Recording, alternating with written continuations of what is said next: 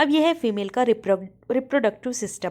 Female जब standing position में होती है तो ये रिप्रोडक्टिव सिस्टम इस पोजीशन में रहता है। सबसे नीचे ये वाला पोर्शन वजाइना का होता है, वजाइना के ऊपर ये सर्विक्स का पोर्शन है और सर्विक्स से ऊपर ये सारा पोर्शन है यूट्रस का है। यूट्रस के ऊपर ये दोनों साइड पर ट्यूब है, एक लेफ्ट साइड पर और एक राइट साइड पर, जिसे फैलोपियन ट्यूब कहा जाता है। और फैलोपियन ट्यूब का जो बाहर वाला हिस्सा होता है, यहाँ पर 2 ओवरीज होती है। हर महिला के अंदर एक लेफ्ट ओवरी होती है और एक साइड पर राइट ओवरी होती है। अब स्टैंडिंग पोजीशन में ये स्ट्रक्चर इस तरह से होता है। जब महिला रिलेशन बनाती है यानी लेट जाती है तो इस तरह से पोजीशन में आ जाती है। अब अपने हस्बैंड के साथ रिलेशनशिप बनाया तो हस्बैंड ने यहाँ पेनिट्रेशन किया।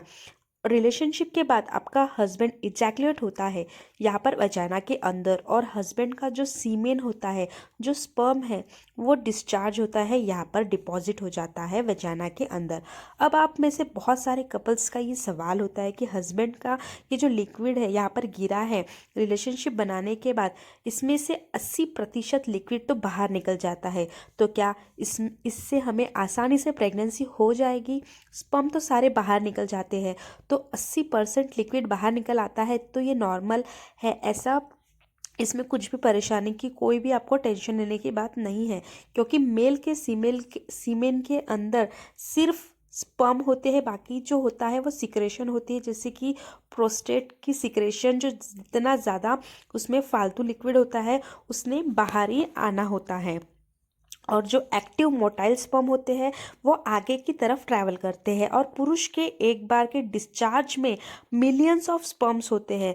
अब यहाँ आपने फोकस करना है कि जो 20% लिक्विड अंदर बच जाता है वेजाइना के, उसमें भी लाखों की क्वांटिटी में स्पर्म अवेलेबल होते हैं, और इनमें से कुछ स्पर्म वेजाइना से सर्विक्स के अंदर एंटर होते हैं, सर्विक्स से फिर यूट्रस के अंदर ट्रैवल करते हैं, और फिर यूट्रस से आगे ट्रैवल करते हुए इस तरह दोनों फैलोपियन ट्यूब की तरफ स्पर्म आ जाती है। क्योंकि स्पर्म को नहीं पता इस महीने राइट साइड की फैलोपियन ट्यूब से या लेफ्ट साइड की फैलोपियन ट्यूब से एग रिलीज होगा, यानी अंडा रिलीज होगा, तो दोनों ट्यूब्स की तरफ स्पर्म चले जाते हैं, और स्पर्म अब यहाँ तक पहुँच जाते हैं फैलोपियन ट्यूब में और अंडे को ढूंढने की कोशिश करते हैं।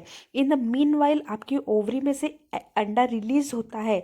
अब हम समझ लेते हैं कि इस महीने में आपकी इस ओवरी से अंडा बना है और इसके बाद वो अंडा रिलीज हुआ है, फिर ये आपके फैलोपियन ट्यूब में आ जाता है, और ट्रैवल करता हुआ फैलोपियन ट्यूब में आने के बाद स्पर्म का इंतज़ार करता है।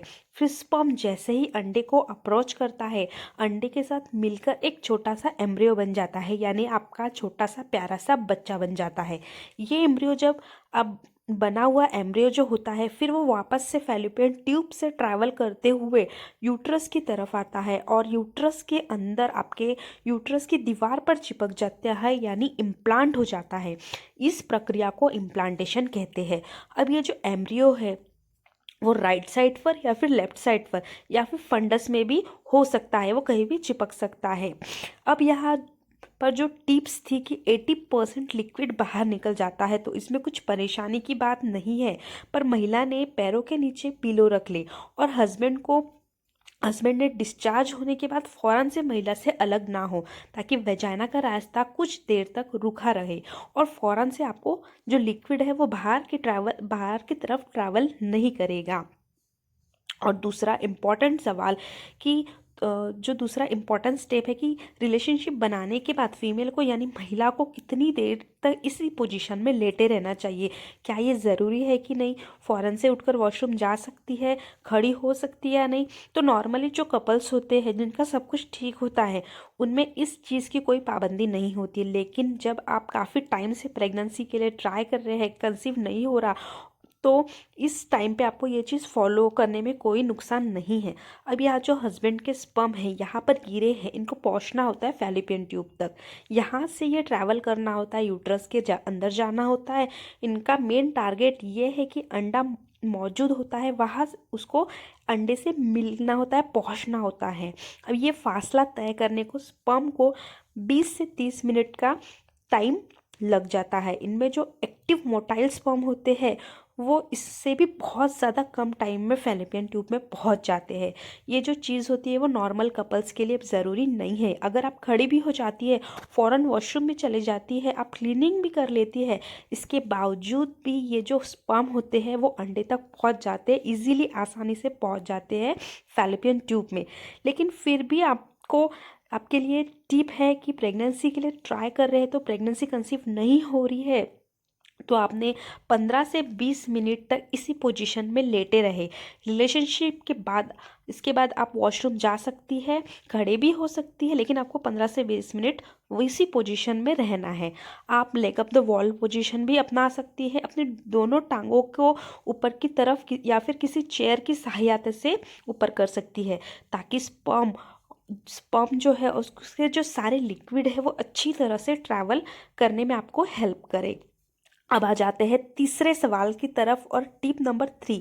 अक्सर कपल्स पूछते हैं कि जल्दी प्रेगनेंसी करने के लिए हमें के रिलेशनशिप बनाने के दौरान कौन सी पोजीशन अपनानी चाहिए ताकि जल्दी प्रेगनेंसी हो जाए और अंडे तक स्पर्म इजीली पहुंच जाए। तो पोजीशन आप कोई भी अपनाएं, जैसे मिशनरी पोजीशन भी अच्छी होती है, कोई भी पोजीशन यहाँ पे मैटर नहीं करती। डीप पेनिट्रेशन यानी पुरुष का जो ऑर्गन है वो बस डीप पेनिट्रेट होना चाहिए। जब मेल डिस्चार्ज होता है तो मेल का जो ऑर्गन है महिला के अंदर इंसर्ट होना चाहिए, या वजाइना का जो डीपेस्ट पोर्शन है यहाँ पर मेल के स्पर्म डिस्चार्ज होने चाहिए। और जब वजाइना के अंदर डीपेस्ट पोर्शन चला जाता है मेल का, जो यहाँ पे जो मेल का स्पर्म गिरेगा तो मैक्सिमम चांसेस होते हैं कि वो आगे की तरफ जल्दी से ट्रैवल करेगा। तो पोजीशन मैटर नहीं करती, सिर्फ डीप पेनिट्रेशन ही मैटर करता है। तो आपने आपके पार्टनर के साथ स्ट्रॉन्ग बॉन्ड बनाना है ताकि जो लिक्विड गिरे है वो बिल्कुल डीपेस्ट पोर्शन के अंदर गिरे। और आप ये जो पॉइंट नंबर 4 है आपके लिए जल्दी प्रेगनेंसी रुकने के लिए बहुत ही मदद करेगा, तो वो है फर्टाइल पीरियड। यानी फर्टाइल पीरियड के अंदर जो ओव्यूलेशन पीरियड होता है उस टाइम में आपको प्रेगनेंसी कंसीव करने के लिए बहुत ही इंपॉर्टेंट टाइम होता है, क्योंकि फीमेल के अंदर महीने में एक ही बार अंडा ओवरी से रिलीज्ड होता है और फैलोपियन ट्यूब में वो वेट करता है। अंडा निकलने के बाद मैक्सिमम 24 घंटे तक ही वो जिंदा रहता है। अगर 24 घंटों में अगर वो जो अंडा है 24 घंटों में स्पर्म से मिल जाता है तो प्रेगनेंसी हो जाती है, नहीं तो वो अंडा खत्म हो जाता है।